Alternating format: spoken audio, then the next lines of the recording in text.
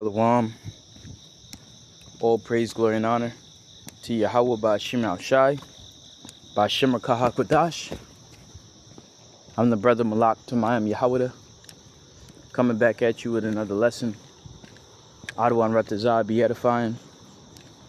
And these women are our enemies, man. Our women hates us, for the most part. And when I say our, I'm talking about me as a so-called black man dealing with the so-called black woman. And it's not a secret. It's been something that's been going on for a majority of my existence, or a majority of my experience in Babylon the Great. And a lot of that stuff goes back to the curses. That's why you see a lot of Jakes mixing and mingling and going getting with the Hispanic woman, going and getting with the Edomite woman, just going and getting with anything except for her, because they're very problematic and just agents of chaos. They're very chaotic. Obviously I deal with the black woman primarily, exclusively. I don't really deal with no other nations, but I got my women in order, But when you go out here into the world, you get a different you get a whole different taste of what that's like, So I got Micah chapter 7 and verse 10. It says, "Then she that is mine enemy shall see it, and shame shall cover her, which said unto me, Where is the Lord thy power? Mine eyes shall behold her. Now shall she be trodden down as the mire of the streets." Right? Because a lot of these women, they believe that they can be saved under the system, that a so-called white man is their protector. I just be seeing like different shit, whether they be into like divesting and stuff, or like, they just hate niggas, or they just hate the black man, right? For whatever reason that is, I don't necessarily care, because the Lord's going to destroy you. All of you women are going to get destroyed. All of you women that have a problem with Judah, all right? All of you women that have a problem with the so-called black man, whether that be because of the narrative that's placed out there about us through your hating, lying media. Every time it's a black man in the media, they're putting them in a negative light. They do that shit with almost every successful black man in existence. They try to find some type of media narrative to snuff out him into the disgrace, right? You never have the media, looking at somebody graciously, and even if it does, probably just some wicked ass nigga that deserves that type of shit but never gets it, right? But yeah, I was on the train yesterday coming home from work, and this Jake woman, she's a pretty attractive woman. I had ended up sitting next to her, but sometimes you get on the train and you don't even want to sit next to your own people, or you don't want to sit next to our women, because they take it as an offense when you sit next to them, or they feel like you shouldn't be getting too close to them, because there was other instance a few months ago where I seen this woman. So I hit a cold approach and tried to ask her how she doing or whatever. And that bitch looked at me like I had 10, 15 heads. So, pretty much our women there are pretty much through as hell, And brothers that can't get women, or women is not trying to deal with them, don't even worry about it, because all these women are going to be on our nuts. It says so in the scripture, Isaiah 4 and 1. And this place getting ready to be destroyed. All of the hopes and dreams, because really this place is predicated toward the woman anyways. So a lot of benefits and a lot of the benefits and the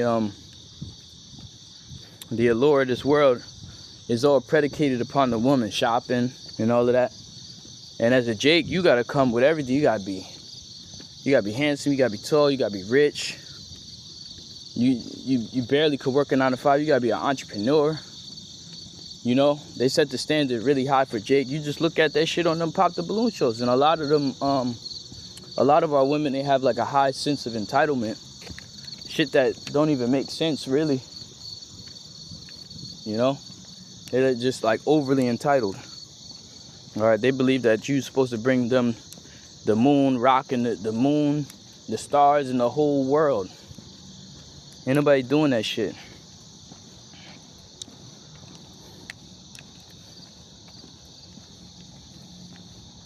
All right.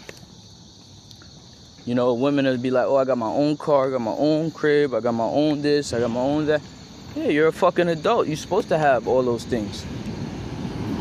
You like, you in your mid late 20s and early 30s and mid to late 30s and 40s, and you ain't got your shit together, and you got all these benefits. That's pitiful. Even though I know that you still got a lot of our women out here that's just broke as shit. You know, they don't have no money. They acting like they all that, but they driving these little bummed out ass cars and shit. Little cheap ass shit, man. You know? Don't give a fuck. And then you got a lot of these women that just go in and take a bum ass nigga in that don't even work and just take care of that nigga. You got women doing the opposite now, where they the ones working and these bum ass niggas is just sitting home doing nothing. You know? So this place is upside down like a motherfucker, and I already got women.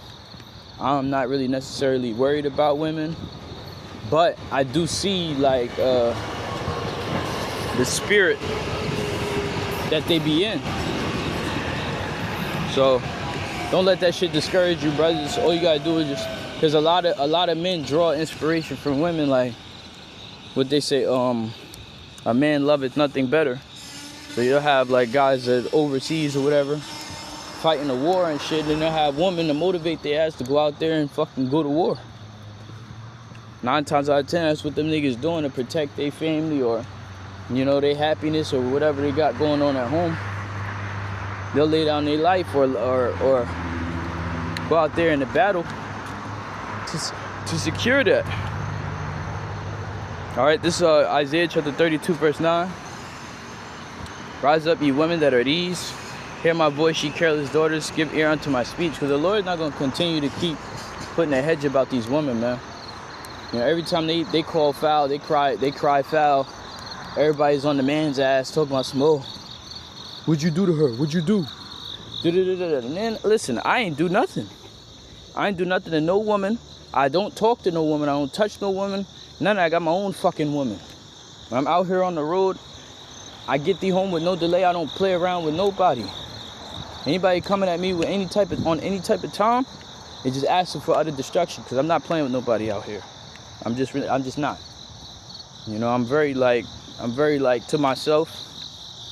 And even if you're an Israelite, I don't even fuck with Israelites like that. You know, I'm not affiliated with no camp. I just have my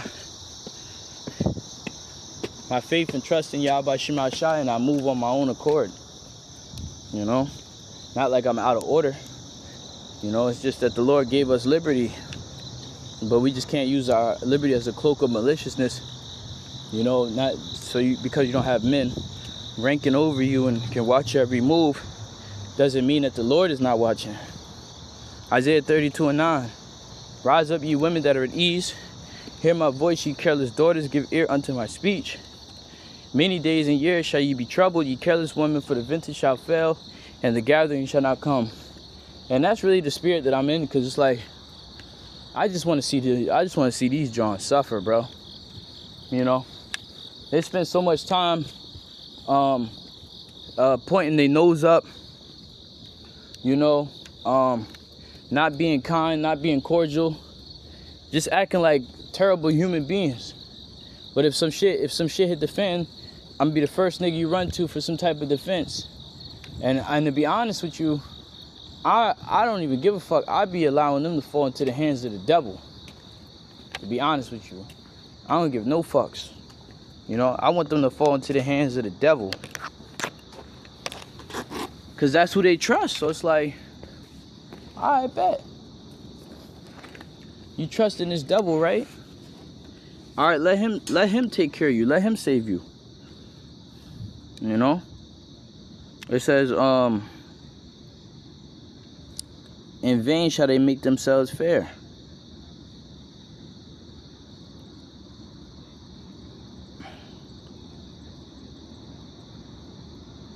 Jeremiah 4:30.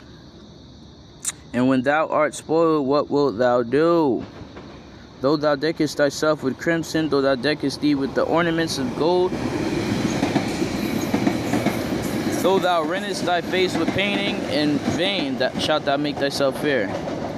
Thy lovers will despise thee, they will seek thy life. Okay?